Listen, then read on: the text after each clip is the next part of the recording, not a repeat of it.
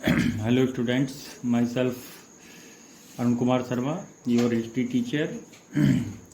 Today we will resume our theme 11, the rebels and the Raj, the revolt of 1857 and its representation. Topic 1, write a note on no time for clemency. Clemency means dayasilta, kindfulness.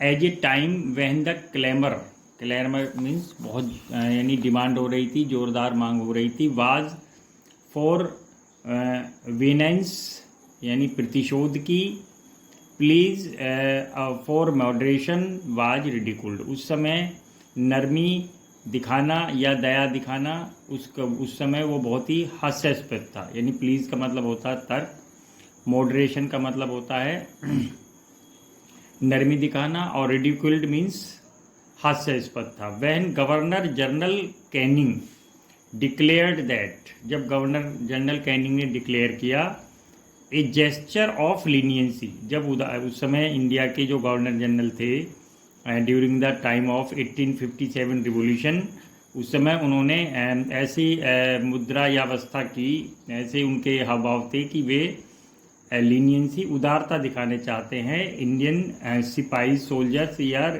Revolutionaries के साथ। And a show of mercy, और दया का जो एक show था, would help in winning back the loyalty of the sipahis, और वो सिपाहीज की लॉयल्टी यानी उनकी जो स्वामी भक्ति थी, वफादारी थी, उनको दोबारा से पाना चाहते थे। He was mocked in the British press, और ब्रिटिश प्रेस में यानी न्यूज़पेपर जो छप रहे थे और एडिटोरियल लिखे जा रहे थे, न्यूज़ में, कार्टून में लगातार उनका मजाक बनाया जा रहा था लॉर्ड कैनिंग का, जो उस समय इंडिया के गवर्नर जनरल थे।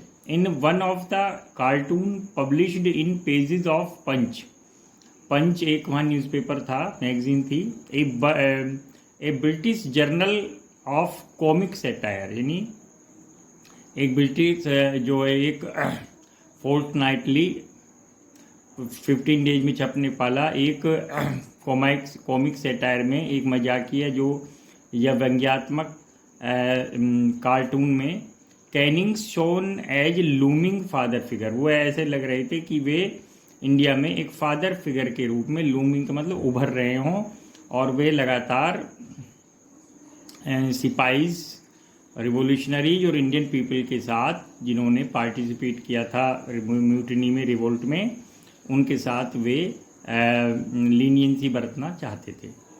With his protective hand over the head of sipahi who still holds an unsheathed sword, यानी अगर हम उस कार्टून को देखेंगे तो उसमें उस सिपाही ने एक बिना बयान के सोल्ड यानी तलवार पकड़ रखी है, इन वन हैंड, उसके एक हाथ में तलवार है, and A dagger in other, और दूसरे में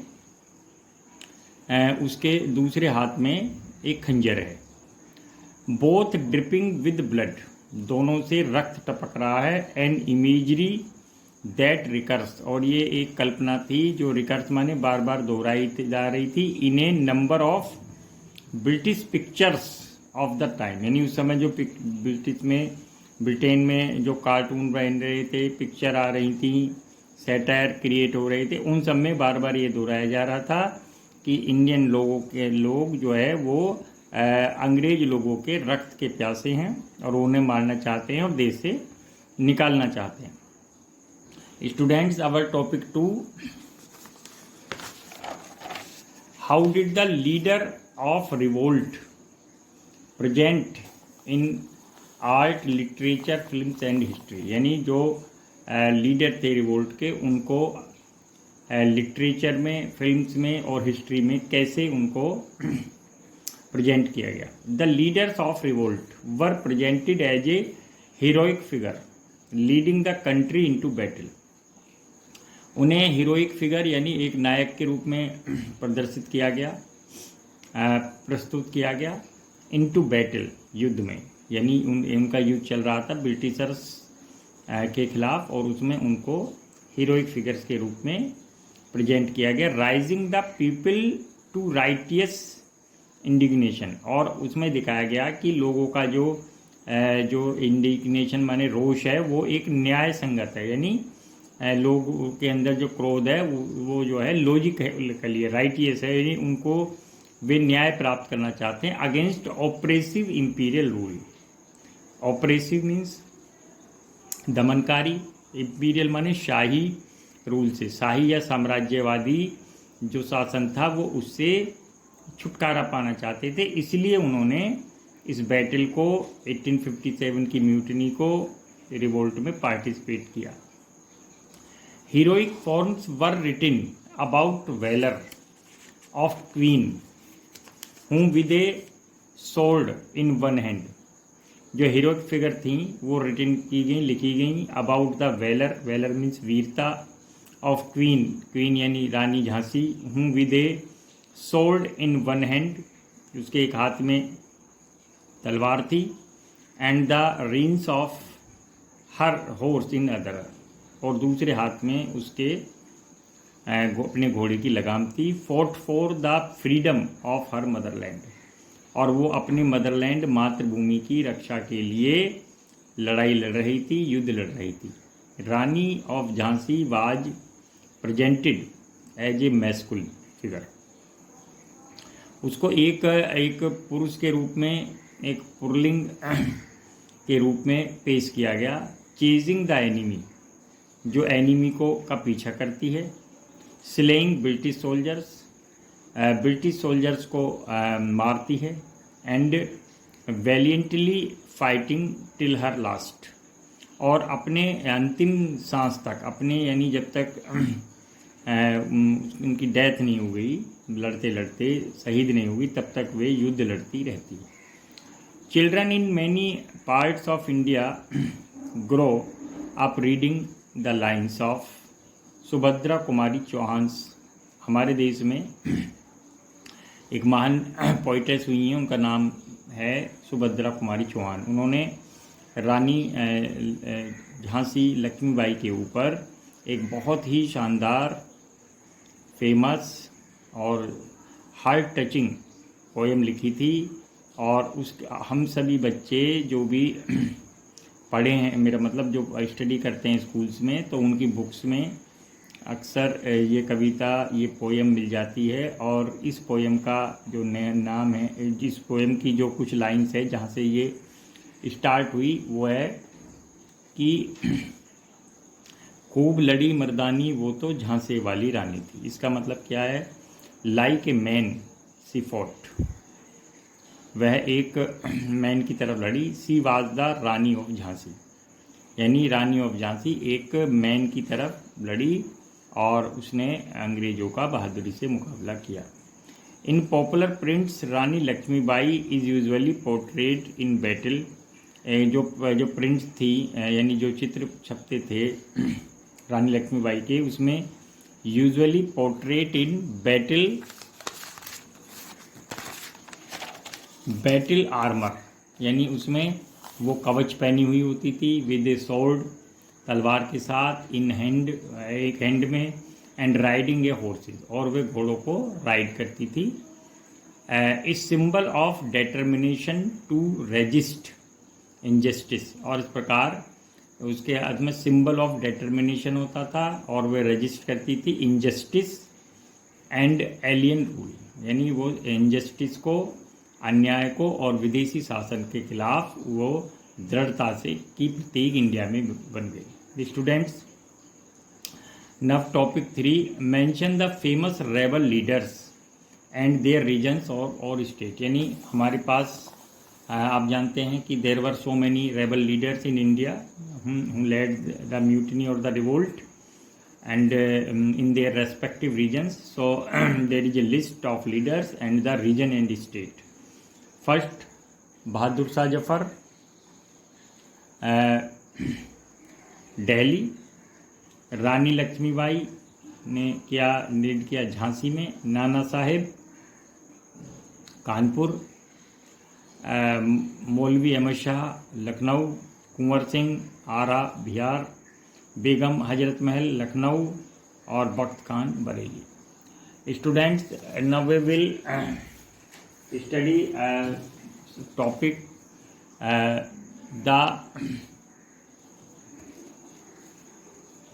Azamgarh proclamation of 25th August 25 अगस्त की जो आजमगढ़ प्रोक्लेमेशन है उसको हम स्टडी करेंगे. It is in the theme third, page number 301. Theme rebel and Raj. This is one of the main source of our knowledge about the rebels wanted. It is well known to all that in this age the people of Hindustan, both Hindus and Mohammedans, are being ruined under the tyranny and oppression of infidel and treacherous English. इसमें लिखा गया था कि दोनों हिंदू और मुसलमान दोनों ही वो बर्बाद हो गए. रूइंड मीन्स बर्बाद हो गए. अंडर द टायरनी का मतलब आतंक, एंड ऑपरेशन माने दमन, और इन द इनफिडल माने जो ये बेवफा, और ट्रैकरस माने षड्यंत्रकारी अंग्रेजों ने उनको बर्बाद कर दिया. It is there for the bounden duty of all wealthy people of India, especially those who have sort of connection with the Mohammedan royal families. और इसलिए उन सभी लोगों की एक ड्यूटी है, हमारा एक परम कर्तव्य है, और विशेषकर जो कि मुस्लिम रॉयल फैमिली से जुड़े हुए हैं, are considered the pastors and masters. हम जितने भी ये पेस्टर्स हैं यानी जो प्रीस्ट हैं, जो पुजारी हैं, and masters of their people, जो हमारे लोगों के ये मास्टर मालिक बने हुए हैं, to stake their lives and property for well being of the public. तो हम क्या करें कि हम अपने लोगों की जान बचाएं और उनकी प्रॉपर्टी की रक्षा करें. Several of Hindu and Musalman chiefs who have long since quitted their homes for the preservation of their religion. यानी हम हिंदू और मुसलमानों में जो चीफ थे, बहुत से लोगों ने, उन्होंने क्विट का मतलब छोड़ दिया, देयर होम्स अपने घरों को, for the preservation of their religion अपने धर्म को सुरक्षित रखने के लिए, संरक्षित करने के लिए, and have been trying their best to root out the English of India. और वे अंग्रेजों को भारत से बाहर निकालने के लिए वो बेस्ट एफर्ट्स, अच्छे प्रयास कर रहे हैं. Have presented themselves to me, वे मुझे ही प्रेजेंट करें अपने आप को, and taken part in the reigning Indian crusade. और वे जो भारतीयों का, जो भारतीय राज का जो क्रूसेड है, क्रूसेड का मतलब धर्म युद्ध में एक भाग ले रहे हैं.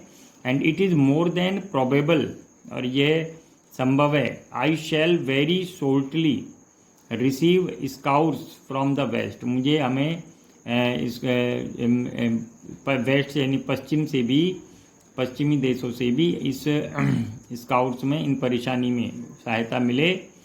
Therefore for the information of public, इसलिए लोगों की सूचना के लिए, द प्रेजेंट इश्तहार, जो ये इश्तहार है, पैम्फलेट है, कंसिस्टिंग ऑफ सेवरल सेक्शंस, जिसमें कई सेक्शंस हैं, इज पुट इन सर्कुलेशन, वो सर्कुलेशन में आ गया है, यानी अभी इसको प्रचारित किया जा रहा है. And it is the imperative duty, इसलिए सबकी ये पॉजिटिव ड्यूटी है, to all take into their careful consideration, वो इस पर विचार करें, एंड अबाइड बाय इट, और इसका पालन करें. Parties anxious to participate in the common cause, और पार्टीज, बहुत सारी पार्टीज वो एंक्शस हैं, वो बेचैन है कि हम इसमें इस कॉमन कोज में सबकी भलाई के लिए जो ये वर्क है इसमें पार्टिसिपेट करेंगे. But having no means to provide for themselves shall receive daily subsistence from me,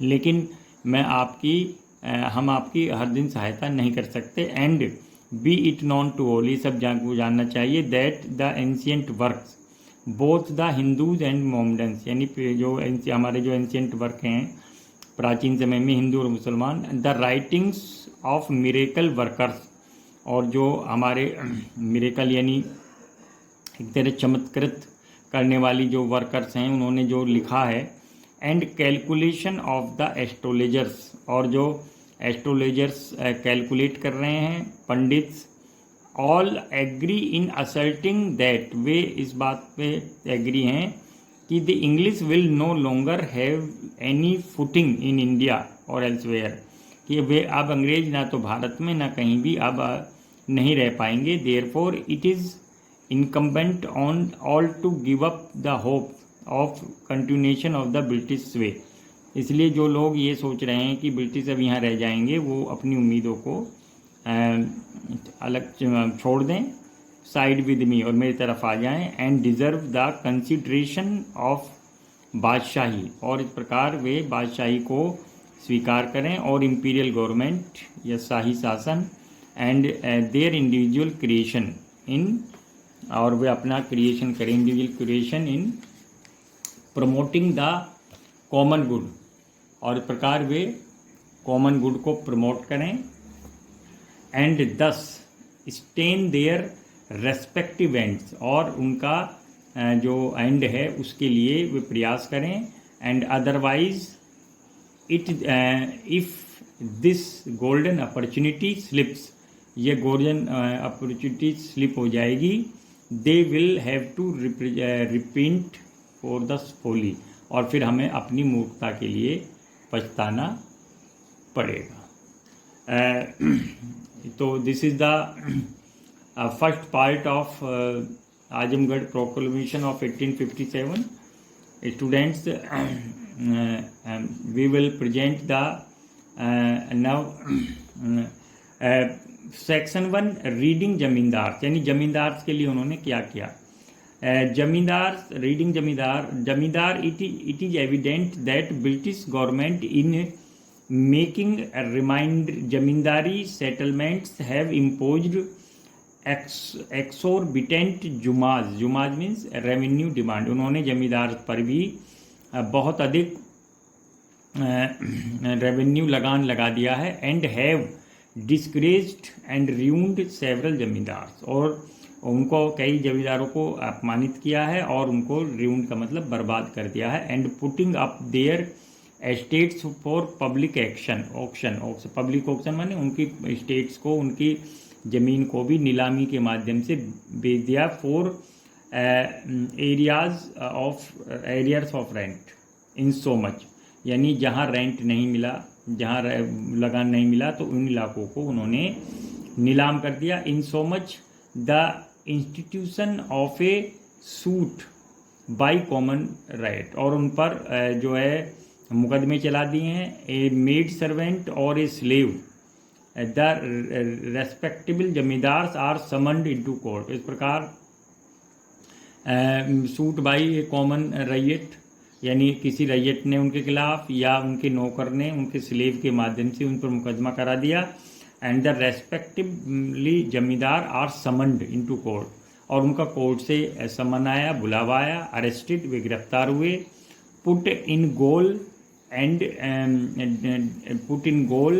and discouraged, और इस प्रकार उनका जो उद्देश्य था उनको अपमानित करने का वो पूरा हुआ। In litigation regarding zamindars the immense value of stamps, इसमें जो अगर जमींदार के बारे में हम देखें तो immense value of stamps and other unnecessary expenses of civil courts, वहाँ उन्होंने स्टैम्प्स उनको लगाने पड़ते हैं और बहुत सारे सिविल कोर्ट्स में बहुत सारे और खर्चे होते हैं, are all calculated to impoverish the litigants. इस प्रकार जो लिटिगेंट्स है वो उनको जो पहले से ही बहुत परेशानी में हैं और उनके पास लैक ऑफ मनी है, वो और इम्प्रूविश हो रहे हैं, यानी वो गरीबी की तरफ धकेले जा रहे हैं। Besides this the coffers of जमींदार आर एनुअली टैक्स, इस प्रकार वे जमींदारों के जो खजाने से कोष से लगातार टैक्स भी लेते हैं। With the subscription of school, hospital, road,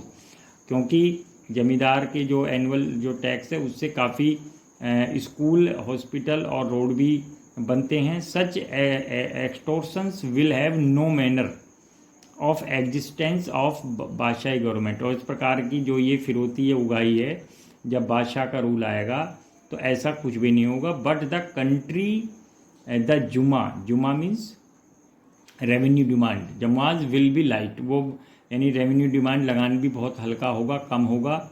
the dignity and honour of zamindar safe रहेगी जमीन, and every zamindar will have absolute rule in his own zamindari, और आज जमींदारी में उसका एब्सोल्यूट माने निरंकुश शासन होगा, उसमें कोई भी डिस्टर्बेंस नहीं होगा। Thank you very much.